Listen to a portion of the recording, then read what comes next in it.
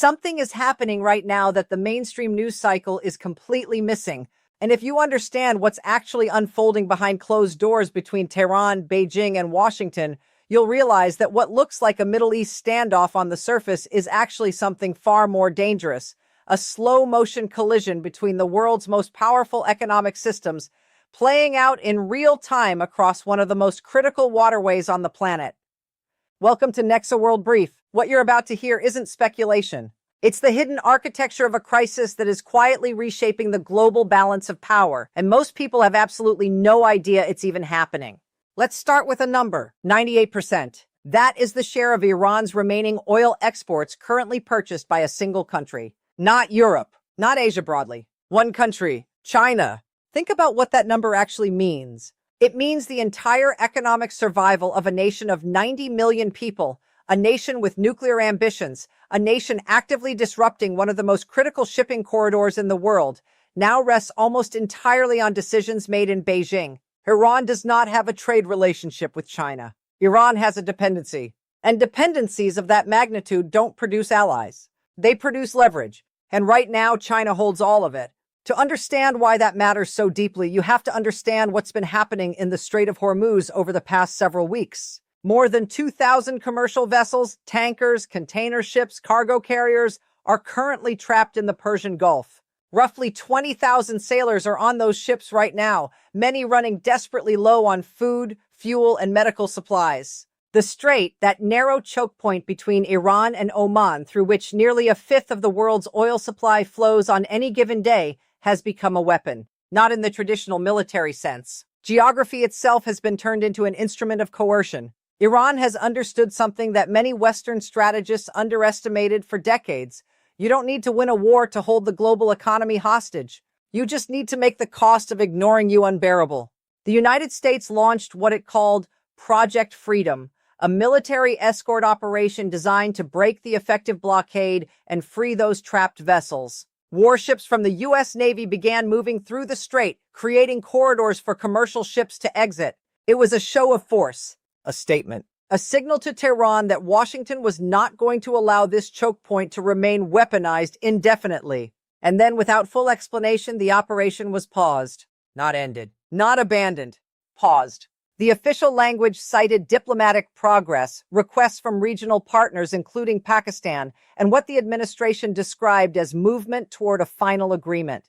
But here is where the official narrative and the reality on the water begin to diverge sharply, because within hours of that pause being announced, Iranian forces attacked a French commercial vessel attempting to transit the strait. Not a military ship, a commercial vessel. That's not the behavior of a government moving toward peace. That's a government testing limits, probing, calculating exactly how much it can continue to extract before real consequences arrive. And yet the pause held. Why? Because what's happening in the waters of the Persian Gulf is now inseparable from what's happening in the boardrooms of Beijing, the treasury corridors of Washington, and the desperate diplomatic meetings taking place right now between Iranian and Chinese officials at the highest levels. This is no longer purely a Middle East crisis. This is a three-dimensional geopolitical chess match, and the board is far larger than most people realize. Here's the twist that changes everything. The country most economically damaged by the Iranian blockade, after the trapped shipping companies, after the Gulf states absorbing missile strikes, after the global consumers paying elevated fuel prices, is China. Before this crisis escalated to its current intensity, China sourced close to 60% of its oil needs through the Strait of Hormuz. 60%. That's not a supply chain vulnerability. That's a structural exposure of staggering proportions. Every week the strait remains in its current contested state. Chinese refineries are paying a premium. Chinese factories face higher input costs, and Chinese industrial output quietly bleeds. The very nation keeping Iran alive economically is simultaneously being bled by the strategy Iran is using to survive. This is the central paradox of this entire crisis. And it tells you everything you need to know about why the relationship between Beijing and Tehran is not an alliance in any meaningful sense. It is a marriage of mutual entrapment. But China's response to American pressure has been anything but passive, and this is where the story takes another turn that almost no analyst is discussing in sufficient depth. When the U.S. Treasury Department moved to sanction a major Chinese independent oil refinery, a facility processing around 400,000 barrels per day, supplying fuel and chemicals to entire industrial regions across northern China.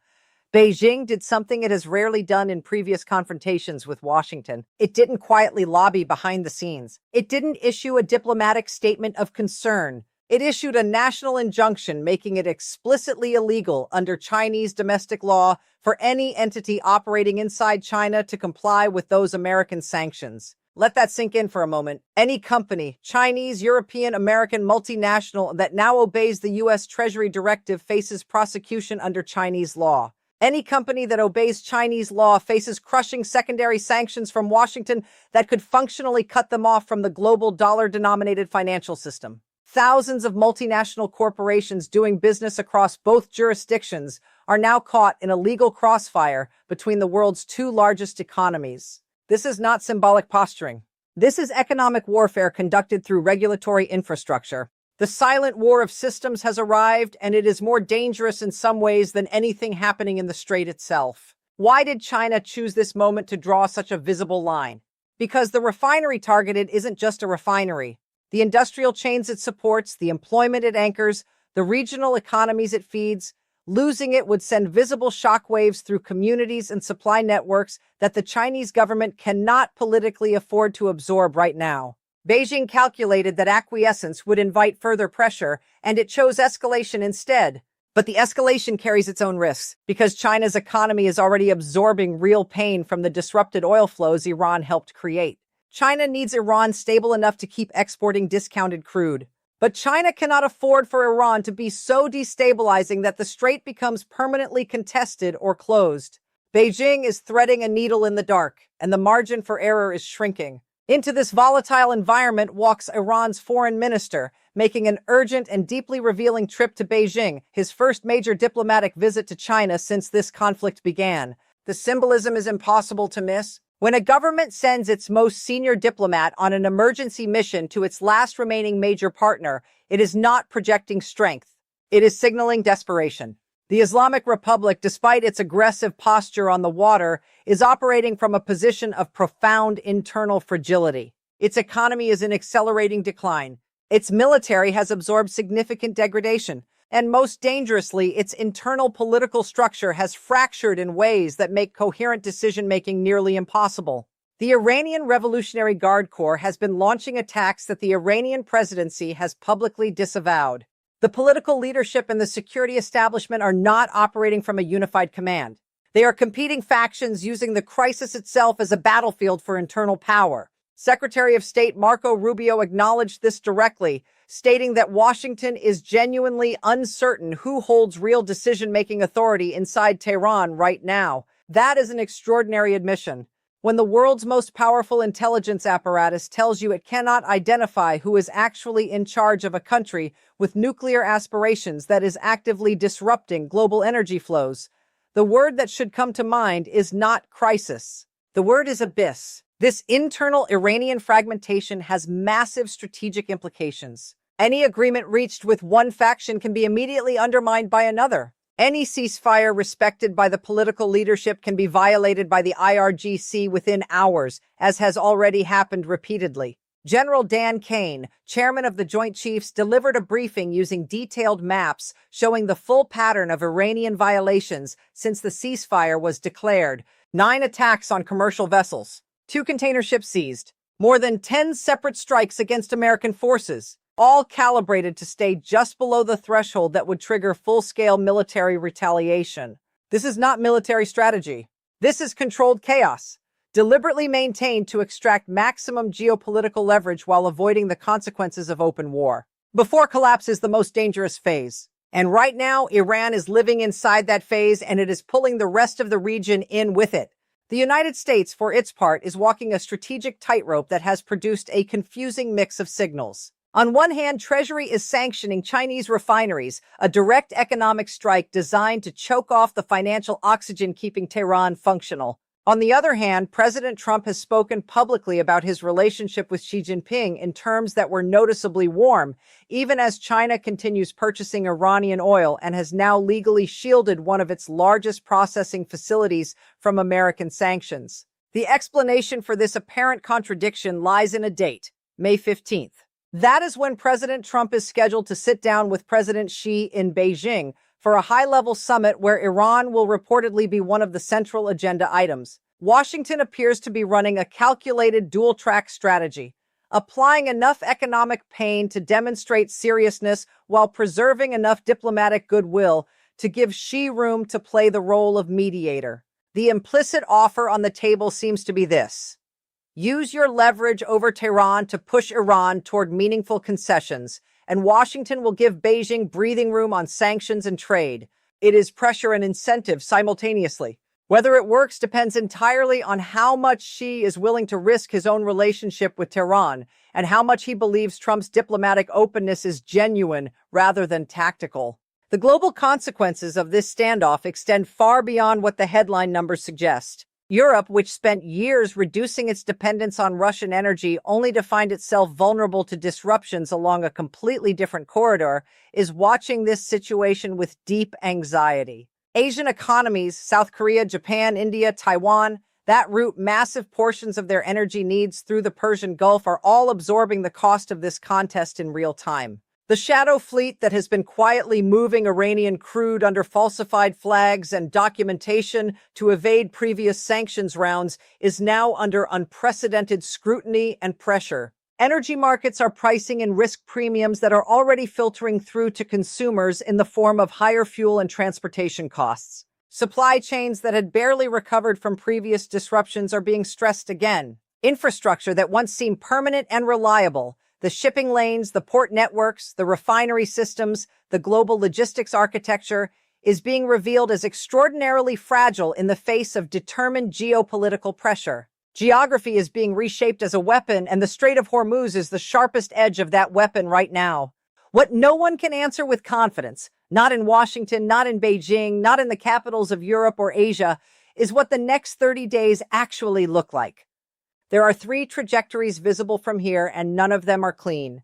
A limited interim deal, brokered perhaps with Chinese involvement, could produce a temporary easing of tensions in exchange for partial sanctions relief and restored oil flows. That outcome would give everyone a face-saving exit from the immediate crisis, but it would leave the underlying nuclear ambitions, the IRGC's operational independence, and the structural fragility of the Iranian state completely unresolved. The second trajectory is a prolonged stalemate, a grinding, low-intensity standoff in which Iran continues probing attacks, the U.S. maintains its blockade and tightens secondary sanctions further, and China is slowly forced to choose more explicitly between its Washington relationships and its Tehran dependencies. That trajectory carries an escalating risk of miscalculation, one strike that goes too far, one response that crosses a threshold, one moment where the carefully managed escalation ladder breaks. The third trajectory, a comprehensive agreement that addresses Iran's nuclear program, its regional aggression, and the security architecture of the Gulf, is theoretically the most stabilizing, but requires concessions that the hardline elements inside the Iranian system have consistently refused. And with those hardliners currently operating with significant operational independence from the political leadership, it is the least likely outcome in any near-term window. What this crisis has already proven, regardless of how it resolves, is that the architecture of global power is undergoing a permanent structural shift. The idea that military dominance alone determines geopolitical outcomes has been fundamentally challenged. Economic choke points, refineries, shipping lanes, payment systems, energy corridors have become more decisive than aircraft carriers in determining who holds leverage and who doesn't. The United States has demonstrated it can apply crippling economic pressure on a regional power while simultaneously squeezing its great power patron without firing a single shot at Beijing. China has demonstrated it will push back legally and institutionally when its core economic interests are directly threatened. Iran has demonstrated that even a severely weakened state can hold a critical piece of global infrastructure hostage long enough to extract a pause in the world's most powerful military operation. These are permanent lessons.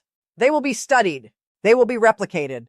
The world that emerges from this crisis will be one in which infrastructure is more powerful than military force, and in which the silent war of systems and logistics defines the real balance of power far more than any treaty or alliance. The meetings happening right now in Beijing between Iran's foreign minister and Chinese officials may produce a communique, a statement, a framework, or nothing at all. The Trump-Xi summit on May 15th may open a genuine pathway to de-escalation, or it may expose the limits of diplomatic goodwill when core strategic interests diverge. The sailors on those 2,000 trapped ships in the Persian Gulf are waiting for an answer. The global economy is waiting for an answer. The question is whether the leaders who hold the leverage are willing to pay the real price of resolution, or whether they will continue managing the crisis because the crisis itself has become more useful than its conclusion. That is the hidden truth no one is saying out loud. Sometimes a crisis continues not because no one can end it, but because too many powerful players have reasons to let it breathe.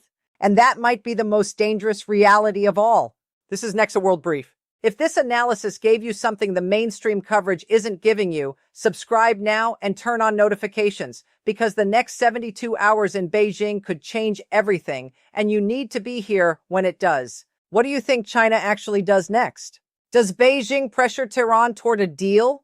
Or does it quietly keep the lifeline open and let this crisis burn? Tell us in the comments below.